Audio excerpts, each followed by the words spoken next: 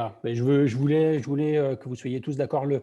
Tout ce qui s'est passé avant nous appartient, mais le reste va devenir public. Donc refaites votre nœud de cravate et puis arrêtez de dire des conneries.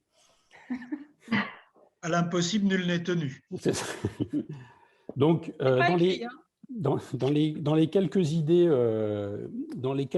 que j'ai pu avoir, donc en passant moi aussi de nombreuses heures à écouter ou à créer des rooms ou à essayer de monter en tant que speaker dans les rooms où j'étais au départ dans l'audience, si vous voulez, je vous donne ma première qui serait d'organiser, comme on l'avait fait avec Christine il y a 2 ans, d'organiser des journées, Olivier est trop fort, d'organiser des journées où des conférenciers pourraient venir faire une version courte ou une version test, comme on dit à la FCP, de leur conférence, en créant des rooms et en essayant de faire venir évidemment des invités qui sont ou des planeurs strat comme Régis là ce soir, ou des acheteurs en corporate, des acheteurs d'événements, que ce soit des DIRCOM, des directeurs commerciaux, etc. Donc, c'est de dire, bah, tiens, voilà, jeudi prochain, vous allez voir 3 conférenciers que vous ne connaissez pas, ou alors 4 conférenciers sur l'optimisme, ou etc., etc. Voilà la première idée que je voulais vous soumettre, qui doit susciter peut-être de nouvelles idées, ou alors des critiques ou des remarques. À vous la parole. Là. Ok. Eh bien, moi, je prends la parole. J'adore cette idée et je vois bien le truc, le Eric Blo Comedy Club. C'est-à-dire venir faire, sur une thématique, les 3 ou 4 conférenciers possibles qui viennent pitcher quelques minutes chacun leur conférence et tout le monde peut écouter, tout le monde peut prendre connaissance et somme toute, les acheteurs, c'est peut-être un endroit où ils peuvent aller trouver les nouveaux talents. Le Eric Blo Comedy Club, I love it. Pas mal. Alors, Super idée. pour les conférenciers, oui, donc je vais prendre la suite. Donc moi, mon sentiment en tant que conférencier, c'est qu'effectivement, il faut se réinventer pour ce format-là. On n'est pas en vidéo. On n'a pas, on a un retour potentiel des personnes qui sont on stage aussi, donc il faut choisir avec précision les personnes qui vont être on stage. Et donc c'est forcément un format qui est différent puisque il faut qu'on utilise bien entendu beaucoup plus la parole que l'aspect visuel qu'on peut avoir en mode Zoom tel qu'on l'a d'habitude ou en présentiel d'habitude. Donc la parole va devenir un élément mais totalement essentiel qu'on n'avait pas à gérer avant de cette manière-là. Donc ça c'est le premier point. Il faut se réinventer pour ce format-là. De la même manière que certains d'entre nous, conférenciers, se sont réinventés pour Zoom. Moi, j'ai complètement repensé mes conférences et mon environnement de manière à faire des trucs qui soient très sympas en termes de présentation, et qui soient des méthodes de présentation innovantes qui font que je n'ai pas à faire de partage d'écran, par exemple. Puisque ça, c'est un truc qui vient casser en général le rythme des conférences. Donc, se réinventer. Je pense qu'Eric aussi, tu as partagé dans une room dans laquelle j'étais, le fait qu'on puisse créer un format de table ronde un petit peu différent aussi. Ce que je pense, c'est qu'en tant que conférencier, ça va être un outil marketing formidable dès l'instant où on communique sur notre domaine d'expertise de manière différente de ce qu'on aurait fait aussi en conférence. Parce qu'on est vraiment dans un format très différent. Donc, typiquement, par exemple, là, je vous ai marqué, je vais avoir une room innovation à venir. Je sais déjà tous les sujets que je vais enchaîner dans cette room innovation qui n'ont rien à voir avec ce que je fais en conférence. Et donc, ça va permettre d'alimenter effectivement une communauté qui va être intéressée par ce que je fais dans ce domaine-là. Et éventuellement, effectivement, ça peut être un sujet intéressant. C'est comment récupérer ça pour envoyer ça sur des podcasts, donc réutilisation de contenu. Puisque tant qu'on a enregistré effectivement cette émission-là, autant du coup la réutiliser en podcast.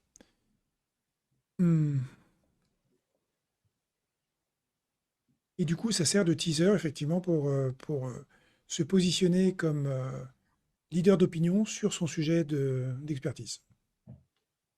Merci beaucoup, Philippe. Quelqu'un d'autre a envie de réagir à cette proposition? Chantal? Oui, alors c'est pas réagir à une proposition, c'est juste par rapport à ce que vient de dire Philippe. Je ne connais pas Philippe, mais je me permets de dire Philippe. Oui. Est-ce que quelqu'un se souvient, et je ne sais pas si ça existe encore, d'Arte Radio? Est-ce que vous non. avez déjà écouté ça, Arte Radio? En fait, c'était parce que faire de la radio, c'est pas faire de la télévision, c'est pas faire juste des choses avec sa tête, avec ses bras, etc. Faire de la radio, c'est totalement différent. Et je pense qu'effectivement, quand vous disiez que la voix est importante, je pense qu'il n'y a pas que la voix. On peut, dans une émission de radio, il y a de la voix, il y a du son, il y a tout un tas de choses qui peuvent passer. Absolument. Je pense que ce serait peut-être intéressant de voir comment, par rapport à ce nouveau média, je trouve, Alors, modifier un peu nos habitudes et proposer aux gens de se comporter un petit peu autrement. Je pense que ça pourrait être alors, intéressant.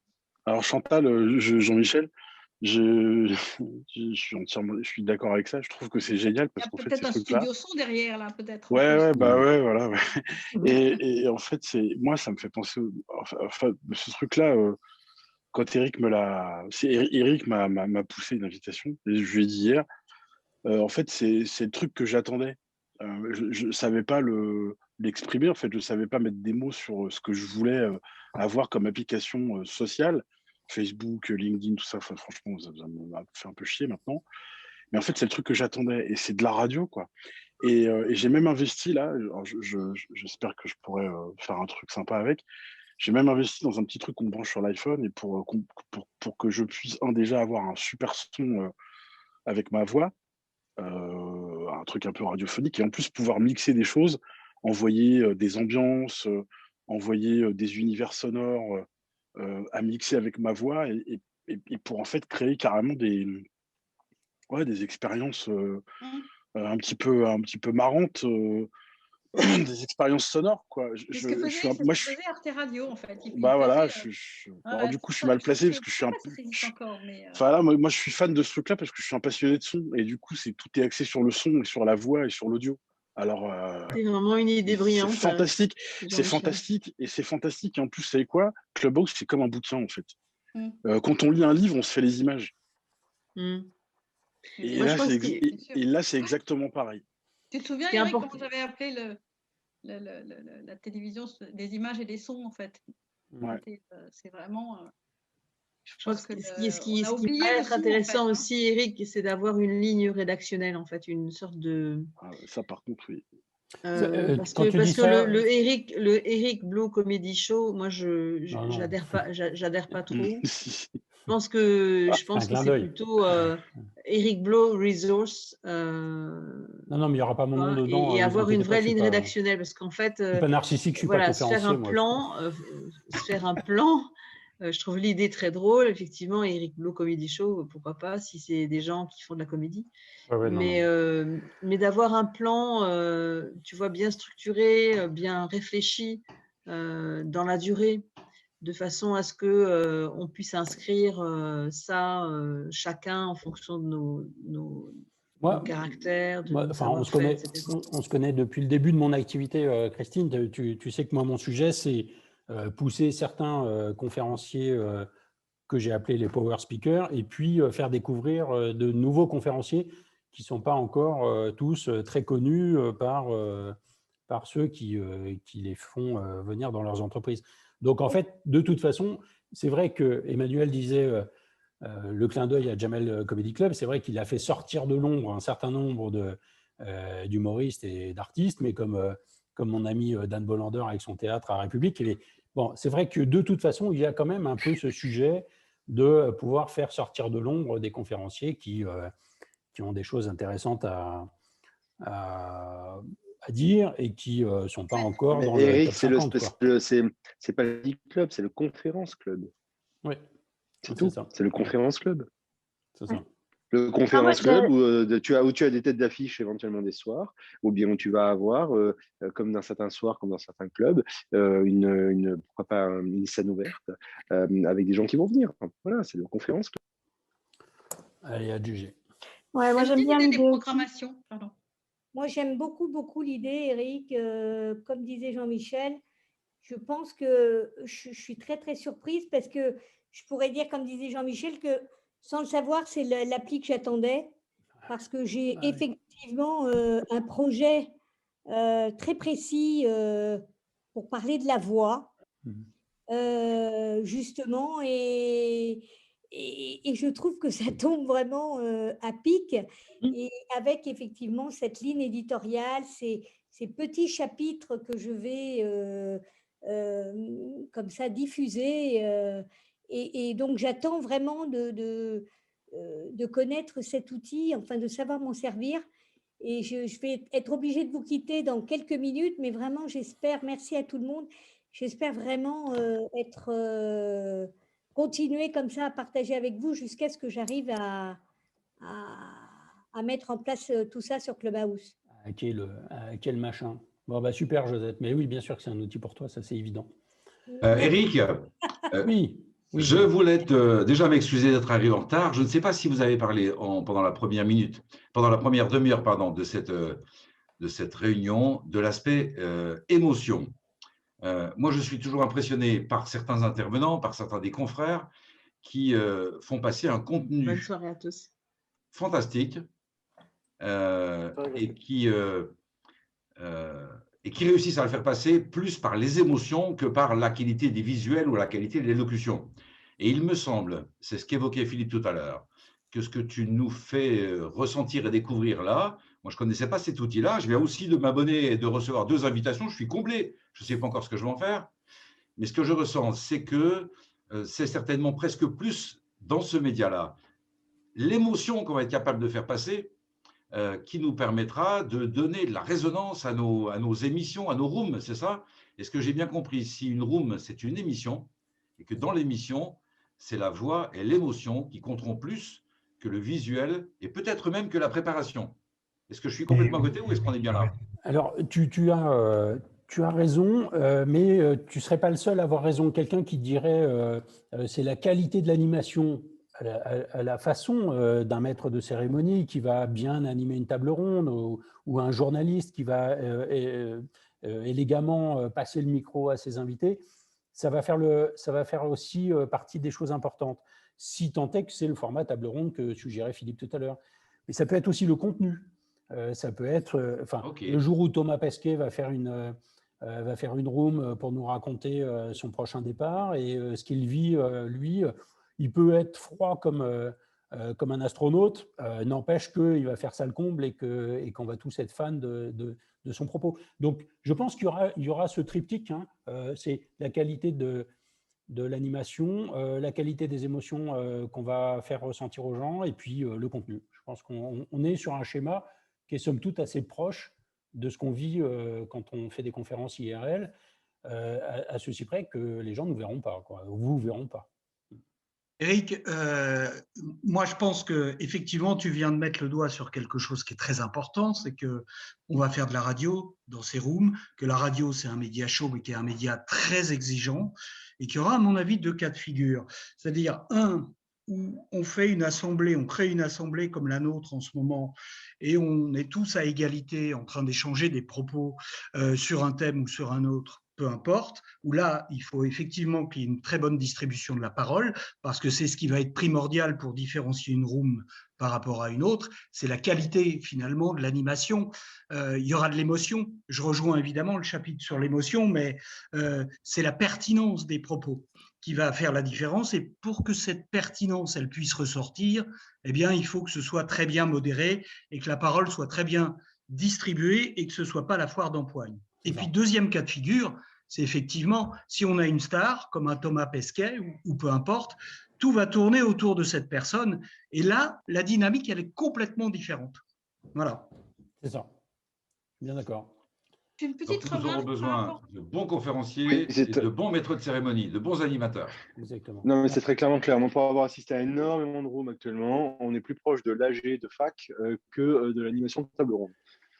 C'est ça l'écueil, je pense. Je pense que l'écueil, il est là, c'est que ce soit la foire d'empoigne. Nous, on est entre professionnels. Donc, personne ne mange la parole à personne. On est tous assez bien éduqués, assez professionnels pour essayer d'écouter chacun. Mais quand on va rentrer dans des instances un peu différentes où on va donner la parole un peu à tout le monde, je pense qu'on va se rendre compte très rapidement que ça peut facilement déraper et être la foire d'empoigne. Jean-Luc, tu voulais dire quelque chose? Merci. Oui, d'abord te Christian. remercier parce que je ne connais pas l'outil, donc je ne peux pas prendre position sur quelque chose que je ne connais pas par définition. Je trouve ça intéressant parce que, comme Philippe, je crois qu'il faut se réinventer, même si on peut toujours se réinventer déjà avec des nouveaux outils que sont Teams et Zoom, dont la plupart des gens se demandent encore comment ça marche parfois. Et je pense qu'on peut parfaitement impacter fortement sur Teams et Zoom. Cela dit, si l'idée, c'est effectivement de faire un peu de la radio, c'est juste géant, mais n'oublions pas l'essence, le fondement, le pilier, le socle de notre métier qui est d'être sur scène et de parler aux gens les yeux dans les yeux. Et ça, c'est quand même très important. Alors, dans ce contexte-là, je vais regarder de près ce que tu nous proposes avec en ligne de mire une seule question. Si j'ai bien écouté et j'ai bien compris ce qui s'est dit, cette nouvelle appli, comme toutes les autres, est extrêmement chronophage. Si donc je décide d'y consacrer par exemple 1 heure, 1h30, 2 heures par jour, la question qui se pose est, est-ce que ces 2 heures par jour sont-elles davantage créatrices de valeur que les 2 heures que j'abandonnerai autre part pour les consacrer à celle-ci? Voilà le simple rapport, est-ce que ça vaut le coup? Pour faire simple. Est-ce que ça vaut le coup? Donc, merci beaucoup pour cette ouverture. Je suis curieux dans le bon sens du terme par nature. J'ai noté chez vous un certain enthousiasme et des conférenciers sans enthousiasme, ce ne sont pas des conférenciers, donc c'est génial de ce point de vue. Et je vais regarder ça. Je suis obligé d'y aller maintenant, mais en tout cas, je voulais dire merci et plus si affinité. Voilà. Merci Jean-Luc pour ta remarque. Et puis, de toute façon, c'est ça, on se revoit dans quelques jours pour refaire un point après nos premiers pas et voir justement, est-ce qu'on continue, est-ce qu'on ne continue pas. Régis, merci à toutes les têtes connues et à toutes celles qui ne le sont pas. Eh bien, ce n'est que partie remise. Voilà. Merci. Salut. Salut. Au revoir. Régis, tu voulais oh là, toutes les mains se lèvent. L'intervenant précédent là disait que ça pouvait tourner un peu à la foire d'empoigne, mais en fait, c'est l'administrateur qui choisit d'ouvrir les micros ou pas? Oui, mais bon, tu sais, après, si tu fais monter beaucoup de gens sur scène, après, c'est eux qui ouvrent leur micro. Donc, l'administrateur, lui, il décide de faire passer les gens de l'audience à la scène. Et après, s'il ne fait pas redescendre les gens dans l'audience… C'est un truc de discipline de l'administrateur, en fait. Quoi. Oui, il y a un usage là qui n'a pas été découvert par tout le monde, ouais, tout à fait. Okay. En fait, on se retrouve dans la même situation que les vidéoconférences sur Teams ou sur Zoom aujourd'hui. On avait levé la main, mon ami. Oui, excuse-moi. Ok, autant pour moi. Jean-Philippe. Vas-y. Tu peux donner une tape à quelqu'un avec la main. Je vais donner à mon ami Philippe, on se connaît bien tous les deux. C'est pour ça que je me suis permis avec lui. Vas-y. Ce que je voulais dire surtout, moi j'ai un Samsung, donc j'ai compris qu'il fallait que je change de religion, comme tu m'as dit, Eric. Ouais. Je crois que ce qui est important, pour moi, j'ai un mot qui est important pour moi, c'est l'élégance, quoi. C'est-à-dire l'élégance dans les propos, l'élégance dans la façon de parler. Et par rapport à ce que disait Jean-Luc tout à l'heure qui est parti, je me souviens d'une personne qui s'appelle toujours Pascal Clark sur France Inter, je ne sais pas si ça vous dit quelque chose. Ah oui. C'est-à-dire la femme qui vous parlait droit dans les yeux, et pourtant on la voyait pas, quoi. Et c'est vrai que parler sur la radio, ça s'apprend et on va devoir l'apprendre, ça va être très très amusant. Moi, ça m'amuserait de faire des choses, mais dans l'élégance, voilà. Après, c'est sur l'optimisme ou sur n'importe quoi, peu importe le sujet. Qu'on soit vraiment des gens que l'on reconnaît par rapport à une certaine stature, par rapport à une certaine aura, et qu'on verse pas. Et je crois que justement, Clubhouse l'interdit plus ou moins, qu'on verse pas dans le tout venant. Voilà ce que je voulais dire. Merci beaucoup dans ton intervention. François, tu avais… oui, juste une question, j'ai peut-être dû oublier ça. C'est gratuit et est-ce que ça restera gratuit? Alors, c'est gratuit. Il y aura sans doute des modèles économiques qui vont arriver. Il y a beaucoup de discussions à ce sujet. On n'a pas vraiment de certitude là-dessus. Peut-être qu'il y aura la possibilité de faire des clubs et de payer pour ça. Voilà. Il y aura peut-être une version payante à un moment donné qui sortira, mais pour l'instant, il n'y a pas de version freemium ni de version payante. Oui, ce qui est étonnant, mais bon, c'est le lancement. Ah ouais. Alors, vous avez tous trouvé comment lever la main, donc ça c'est terrible, parce que moi je dois me rappeler dans quel ordre c'était. Frédéric Michel. Oui, moi je voulais revenir sur le côté chronophage. c'est vrai qu'on s'aperçoit quand on écoute les rooms actuellement qui parlent de Clubhouse, on y passe pas mal de temps. C'est à la fois l'attrait de la nouveauté. Deuxièmement, je pense que la situation actuelle avec le confinement multiplie un peu. Ce midi, il y avait une balade de 30 minutes, une room où on se balade et on va marcher dehors et on peut parler ensemble. Il y a véritablement, je pense, une rupture d'isolement. On verra ce que ça donnera. Après, ça s'écoute comme de la radio. Je pense que beaucoup d'entre nous avaient l'habitude à un moment, parce que moi j'ai arrêté avec ça, mais d'avoir France 24 ou BFM TV ou un truc comme ça, plus ou moins en bruit de fond. Et on n'est pas forcément comme si on va regarder un webinaire où on est quand même censé être à regarder l'écran, des slides. On peut écouter, on peut piocher de l'inspiration, on peut récupérer des insights et tout. Après, ouais, moi, je suis parfaitement en phase avec ce que tu as proposé là, sur ces journées où, alors, je ne sais pas si c'est vrai qu'il faudra inventer un format un peu différent, mais ça peut ressembler aussi, tu sais, ce que tu nous avais demandé à un moment de faire un pitch de conférence en 1 minute 30 en vidéo, on pourrait peut-être décliner quelque chose. Mais je pense aussi que ça peut être aussi l'occasion de tester des sujets, de tester de l'appétence ou de l'intérêt pour un sujet, de tester des idées qu'on pourrait développer. Et on peut aussi trouver un moyen, notamment par ces échanges informels, d'étoffer ou d'enrichir ce qu'on peut mettre dans nos conférences. Enfin, voilà, c'est un simple ressenti. Ouais, merci beaucoup Frédéric Michel. C'est vrai que là-dessus, sur les tests, je pense que avec Philippe et son association, on va sans doute faire des choses comme ça entre conférenciers. Ne pas inviter, alors là pour le coup, les clients qui rentreraient là dans les coulisses au moment où la recette elle n'est pas complètement terminée, mais pouvoir tester des choses comme les humoristes le font déjà. Hein. Ils testent des vannes, ils testent des nouvelles blagues et tout ça, et ça marche bien. C'est vraiment sympathique.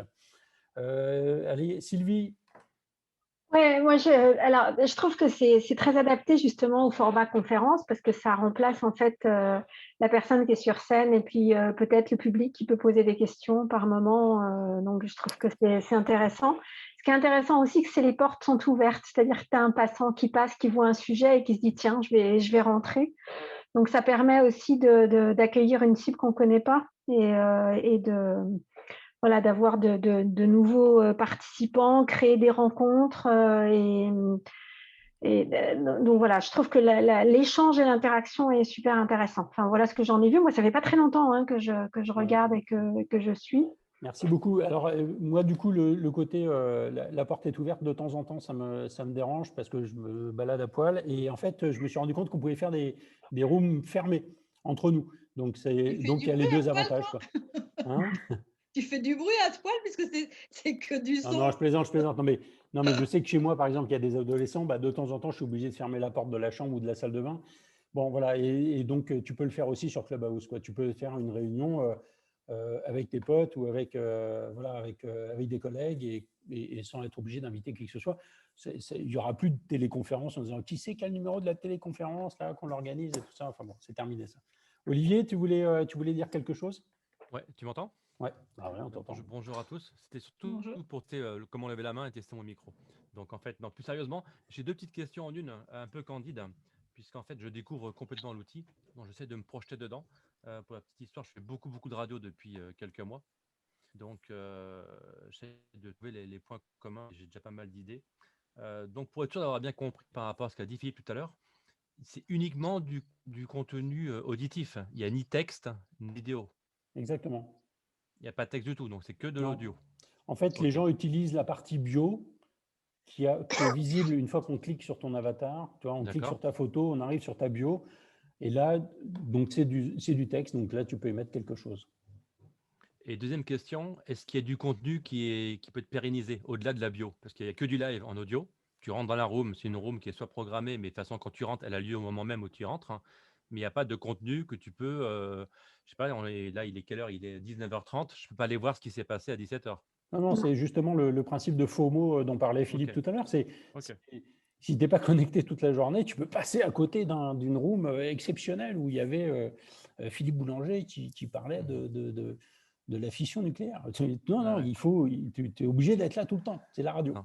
Ok, j'imagine très bien du coup le côté chronophage dont on parlait tout à l'heure. Parce que voilà, moi j'ai un vrai souci, c'est qu'il paraît que les journées ne font que 24 heures. Donc je cherche une solution, mais pour l'instant, je n'ai pas encore trouvé. Je voulais juste rebondir par rapport à ça. Si ça fait juste 24 heures, c'est qu'il te manque une dimension, cher ami. C'est ça, justement, mais on va en reparler. Comment font les salariés et comment réagissent les chefs d'entreprise par rapport à ça? Parce que les salariés, ils font ce qu'ils veulent depuis un an puisqu'ils ne vont plus au bureau. Donc, alors justement, là, il y a le télétravail, mais comment ça, est-ce qu'on a un retour par rapport à ça? Est-ce qu'on sait comment? Non, pas encore, mais c'est vrai que les gens là, ils sont, enfin, il y a certains, je pense qu'ils travaillent en même temps qu'ils écoutent la radio, hein, en réalité, mais ça, ce serait pas possible.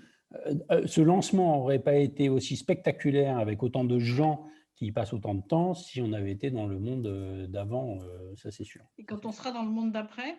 Ah ben, on verra. Il a commencé, hein, ça y est, on y est déjà. Alors, ça, je peux répondre à cette question parce que je suis salariée. Donc, à la limite, je peux vous donner un retour. Ce qui est certain, c'est que je suis salariée et à la fois, je fais des conférences. Donc, j'ai un peu la double casquette. Ce qui fait que par moment, effectivement, dans mon entreprise, on me demande pourquoi je fais toutes ces conférences. Et que quand on est rendu visible par ces conférences, on a intérêt à trouver une valeur ajoutée pour l'entreprise. Parce que sinon, on a plus envie de faire ces conférences de manière invisible. Enfin, voilà. Donc, il y a quand même une dualité importante et il faut emmener l'entreprise avec soi. Donc, c'est une difficulté supplémentaire. Et après, effectivement, quand on est dans l'entreprise, la conférence audio se fait aussi en entreprise, hein, surtout quand on travaille à l'international. De toute façon, on est en ligne, on est en call, donc, je pense que ça pourra continuer en entreprise avec un casque, enfin voilà, de manière plus. Mais est-ce que c'est considéré comme étant du business ou est-ce que c'est considéré comme étant du passe-temps? Ça dépend le sujet. Ouais. Ça dépend le sujet. Il y a certainement des sujets business. Moi, aujourd'hui, j'avais un call avec ma boss et je lui ai dit ce soir, je vais parler de cet outil. Et ça m'intéresse parce que je commence à le découvrir. On a fait le choix pour l'instant chez nous de ne pas l'utiliser de manière officielle hein, chez nous parce qu'on a des problèmes de confidentialité de données qui ne sont pas résolus sur cet outil. Donc, il y a eu un choix corporate qui a été fait pour l'instant de ne pas y aller. Par contre, on ne nous empêche pas, nous, en tant qu'employés, d'avoir une présence dessus. Et je lui ai dit, néanmoins, ça m'intéresse de discuter sur le sujet parce que je vais m'enrichir, je vais acquérir en compétences. J'ai tout ce panel qui parle des do's et des don'ts, etc. Donc, c'est important. Et elle a dit, super. Mais ça demande quand même de vendre le truc et d'expliquer pourquoi on fait quelque chose. Philippe, tu voulais dire quelque chose ? Merci Sylvie. Oui, je voulais parler tout à l'heure des modérateurs. Hein, je voulais rebondir sur le côté modérateur. Ouais. En fait, ce que disait Gilles tout à l'heure est tout à fait pertinent et ce qui n'est pas du tout étonnant compte tenu de son activité de maître de cérémonie brillantissime. Et donc, en fait, on se rend compte que dans les animations aujourd'hui de visioconférence, si on n'a pas un modérateur qui va appuyer le conférencier pour justement gérer des aspects techniques, couper les micros des gens qui ne les ont pas coupés, regarder ce qui se passe dans le chat pendant que la personne parle, eh bien, on fait perdre la valeur ajoutée du conférencier qui peut plus se concentrer sur son contenu. Donc, le modérateur est absolument essentiel. Et je pense que on va se retrouver exactement dans la même situation dans Clubhouse, à savoir que quand on va avoir des animateurs, il faut absolument qu'on ait en parallèle des modérateurs qui, eux, vont faire le ménage en faisant monter et descendre automatiquement les personnes qui sont sur scène ou sur l'audience, de manière à ce que ça puisse être géré correctement. Si on ne fait pas ça, ça devient effectivement la foire d'empoigne dont on parlait tout à l'heure. Donc, le côté modération va faire partie du côté professionnalisation, comme le côté animation qui va être fait par un maître de cérémonie. Et Philippe, je te rejoins là-dessus. De toute façon, quand on fait des grandes conférences comme ça, même en ligne, hein, même avec la vidéo, on a en général un technicien qui gère toute la partie technique, etc., plus un modérateur qui fait la facilitation, je ne sais pas comment on dit ça, enfin bref, oui. Voilà. Ouais. Et puis le conférencier qui, lui, se concentre sur ce qu'il a à dire et des messages à passer. Oui, mais c'est ce qui Alors, en ce sens, c'est ce qui distingue aujourd'hui, si tu veux, les professionnels des non-professionnels. Les professionnels s'organisent correctement comme ça. Par contre, ce qu'on voit maintenant sur Clubhouse, c'est plein de gens qui font des salles qui ne sont pas gérées correctement. Et c'est là où le ménage va se faire de toute manière, de manière naturelle. En ce sens, il est possible de faire de déléguer à plusieurs personnes le co-host. Donc la co-animation, il est possible de déléguer à plusieurs personnes la modération de la salle, pardon. Et donc il est entièrement possible d'imaginer que chacun ait un rôle particulier, un animateur, que d'autres personnes soient moins dans l'animation et plus dans le fait de faire tourner la parole. Bref, c'est une mécanique à mettre en place, mais qui est entièrement bien gérée en fait, et très simplement dans l'application. Je voulais juste rebondir sur quelqu'un, j'ai entendu plusieurs fois la remarque qui est « ça prend du temps ». Tous les réseaux sociaux prennent du temps. Et je pense que, je m'excuse, hein, mais c'est une fausse excuse. Ce que je veux dire par là, c'est qu'il y a un moment, ça dépend de l'objectif qu'on veut se donner. Si on n'a pas d'objectif et qu'on vient zoner un tout petit peu pour écouter, on va se balader, tout ça. Et oui, au bout d'un moment, je suis d'accord, c'est chronophage.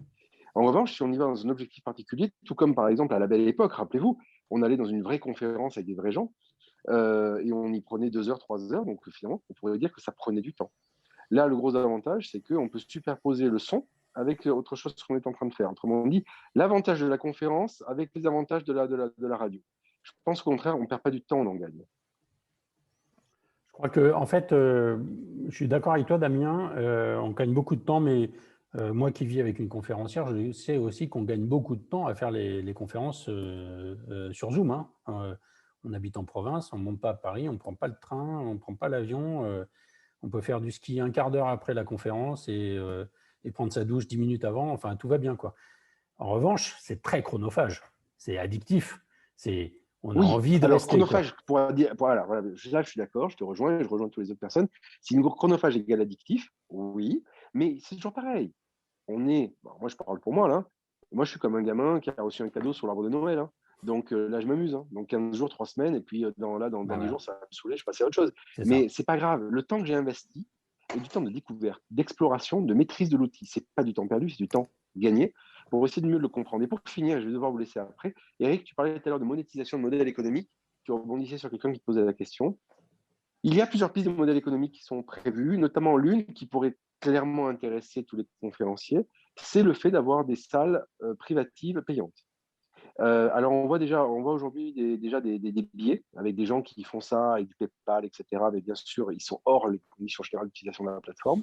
Mais une des pistes poursuivies par les fondateurs, c'est effectivement le fait d'avoir une sorte de logique premium autour de certains rooms où vous pourriez avoir un nombre limité de gens qui payeraient comme une conférence finalement pour accéder à votre moment. Et comme il n'y a pas de replay, si vous voulez y assister, vous payez, point. Et donc, on retrouve les mécaniques de conférence. Voilà. Bien sûr. Sur ce, je vous souhaite une très, très belle soirée. Merci pour tous tes apports, merci pour l'échange. Merci, c'est sympa. Régis, tu avais encore un point à souligner? Ouais, tu parlais tout à l'heure de l'aspect de la dimension événementielle, plutôt sous l'angle du teasing des conférenciers, entre guillemets, c'est-à-dire de pouvoir montrer ce qu'ils font à des décideurs, quoi, finalement, qui vont être susceptibles de les embaucher après. Après, la question qu'on n'a pas abordée, c'est en tant qu'événement même, en fait, d'utiliser les rooms comme événement. Et de ce point de vue-là, parce que moi, c'est mon... Toi, tu le sais, mais tout le monde ne le sait pas, c'est mon boulot, moi, entre autres, de recommander des conférenciers, parce que je suis concepteur pour les agences, et parfois pour les annonceurs. De mon point de vue, ça ne peut pas marcher sur les événements internes.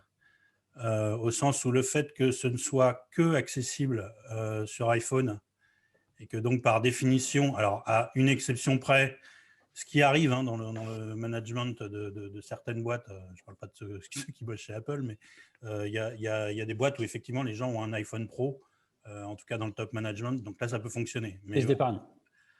Oui, exactement, par exemple, tu as raison. Mais voilà, effectivement, en événement interne, ça ne fonctionnera pas parce que, par définition, on cherche en fait à toucher le plus grand nombre possible. Donc, dès qu'il y a un frein, ça nous amène à éliminer des outils qui ne sont pas accessibles pour tout le monde. Donc là, typiquement, le fait que ce soit Apple, boum, rédhibitoire. En revanche, en externe, ça peut fonctionner, effectivement, sous réserve que la cible à laquelle tu veux t'adresser, évidemment, soit sur Clubhouse Donc, effectivement, peut-être Technofin, moi, je ne connais pas les profils pour l'instant, mais si tu cherches du CSP+, plutôt orienté techno, etc., évidemment, tu es au bon endroit, quoi. Alors, regarde, Régis, moi, le hasard fait que sur ma vignette, tu es juste à côté de Jean-Michel. Et Jean-Michel, un de ses savoir-faire, c'est de diffuser sur tous les types de réseaux en streaming, quelle que soit la source à l'origine, tout ça, tu vois, dans les concepts de rich media. Moi, je suis persuadé qu'aujourd'hui, si je devais faire un digital day pour, tiens, on va dire caisse d'épargne, avec les patrons du digital, je leur dirais, eh ben, écoutez, vous savez quoi, on va au moins faire une table ronde sur Clubhouse. Donc, s'il faut que je vous prête 15 iPhones, je le fais, on va les louer. Et puis, je vais avoir les 15 personnes sur la table ronde qui vont être dans Clubhouse. Et puis après, Jean-Michel, tu te mets derrière, tu me récupères le flux, puis tu me le balances en stream sur l'intranet ou sur un réseau autre. Mais tu vois, avec une légère latence, mais de toute façon, je m'en fous. Les autres, ils sont dans l'audience, ils ne seront pas en interaction. Et alors, tu vois, bien sûr, ça peut être une solution. Après, c'est toujours compliqué et en général, on évite de faire ça, de multiplier les canaux parce que, après, ça peut être une organisation logistique, mais c'est un peu compliqué quand même. C'est-à-dire que si tu as des interactions, normalement, tu vois, vocales, du coup, les gens qui sont… tu as un rang 2, quoi. C'est-à-dire qu'ils sont derrière le streaming, ils vont s'exprimer dans un chat qui ne va pas forcément être repris par ceux qui sont dans le live. Enfin, c'est un peu compliqué. Mais en fait, tu vois, on a eu Yammer qui est arrivé parce que Twitter ne pouvait pas marcher en interne, par exemple. Tu te rappelles de ça? Je pense qu'il y aura une solution Clubhouse en interne rapidement. Hein, j'en suis convaincu. Comme il y a 20 ans, je faisais une radio pour la CEITA, tu vois, tous les matins, on émettait un signal et les gens écoutaient ça dans leur bagnole et tout ça, tu vois. Je suis convaincu que la com corporate va s'emparer de ce truc-là, j'en suis sûr. Mais dans une façon détournée ou tordue, ou tu vois, mais… Eric, je faisais une radio, j'animais, puis je faisais de la conception technique d'une radio pour un labo pharmaceutique et je la faisais avec un média tout con, avec le téléphone. En fait, j'organisais une conf call, un insert, et puis je faisais de la radio comme ça. Et donc, les gars de chez MSD se connectaient à la conf call et là, c'est la même chose. Tu feras avec un téléphone, hein, tu feras un insert téléphonique et puis tu récupères le flux. Olivier, tu avais une remarque aussi? Ouais, une petite remarque. Parce que je découvre, là, donc j'essaie de réfléchir en même temps que je vous écoute. Au niveau des différents formats, c'est forcément du format interactif. C'est pas quelqu'un qui va prendre la parole et qui va, comment dire, non, sur scène, sur scène, il peut y avoir une seule personne. Hein. Tu n'es pas obligé de faire monter d'autres gens sur scène. D'accord, donc ça peut être entre guillemets du magistral sur une thématique donnée. Des gens sont invités, des gens sont venus dans la room pour assister à tel discours sur telle thématique. Parce que ça intéresse, il n'y aura pas forcément d'interaction. Tu vois, dans les humoristes, il y en a un qui est très très à l'aise avec les nouvelles technologies depuis le départ, qui s'appelle Haroun. Je suis convaincu que ce mec-là va se faire des rooms où il va faire des bouts de spectacle. Il sera tout seul sur scène, il ne va pas gérer les interactions et les autres mecs autour, quoi. Après, Damien, qui est parti tout à l'heure, il disait dans les administrateurs, donc tu peux avoir des complices qui sont avec toi. Donc, toi, typiquement, on pourrait dire, tiens, il y a 2 conférenciers, un maître de cérémonie, puis on va faire un truc un peu sympa. Et ces administrateurs ou les complices que tu peux faire venir avec toi quand tu crées ta room, moi, tout à l'heure, j'ai été mobilisé pour aller faire de la retape, c'est-à-dire aller chercher des gens pour les faire venir dans la room. Donc, j'envoyais des SMS, j'envoyais des invitations. Quand tu es dans une room, tu peux aller pinguer les gens. Donc, tu vois, il y a quand même tout un écosystème que tu vas pouvoir faire, mais tu peux être seul en scène avec les autres, vous êtes gentils, vous écoutez, et puis après, je vous ouvre les micros à la fin. Donc, on peut avoir une conférence magistrale avec une phase de questions-réponses. On peut avoir le format table ronde, on peut avoir le format hybride de tout ça. Enfin, vraiment, tout est… Et c'est assez intuitif, l'outil. Tu as mis combien de temps à te familiariser? Ah, mais oui, c'est très intuitif. Oui, super intuitif. Ça veut dire que la prochaine réunion que nous faisons autour d'Eric, en fait, on ne la fait pas ici avec Zoom ou Teams, mais on l'a fait sur… Moi, je pense que c'est mon dernier Zoom avec des conférenciers. Oui, tout à fait. Après, on peut faire les deux. C'est-à-dire qu'on peut allumer un Zoom pour se voir et puis être sur… c'est plus sympa de se voir quand même. Hein. Ah bah, surtout toi. Je voulais juste glisser que, pour information, depuis la période du Covid, bien sûr que les webinars et compagnie se sont développés énormément, mais les chiffres du développement des entreprises qui font des radios d'entreprise, les gens qui sont spécialisés dans les podcasts, avec des formats qui s'écoutent et qui ne se regardent pas, eux ont des chiffres d'affaires qui ont explosé. L'intérêt quand même de ce format-là, de ce média-là, c'est qu'on peut faire autre chose en l'écoutant. Et on peut l'écouter un peu plus à certains moments et puis se laisser aller dans le flow le reste du temps. Donc finalement, ça peut être pas si chronophage que ça. Peut-être. L'iPhone dans la poche et puis tu fais autre chose en même temps, c'est sûr, c'est sûr. Ouais. Bon, les amis, moi je suis très content d'avoir eu tout cet échange avec vous, mais je n'ai plus que 8 minutes pour dîner avec ma famille avant la prochaine réunion organisée par ma chère et tante. Donc, je suis en train de me faire fusiller du regard. Merci, bon appétit. Keep in touch, j'espère que vous avez appris plein de trucs. En tout cas, moi, j'en ai appris en vous écoutant. Et puis, on se revoit bientôt. Ouais, à bientôt, c'est très enthousiasmant. Merci Eric, à bientôt. Salut. Au revoir. Merci, salut, au revoir. Au revoir à tous. Au revoir.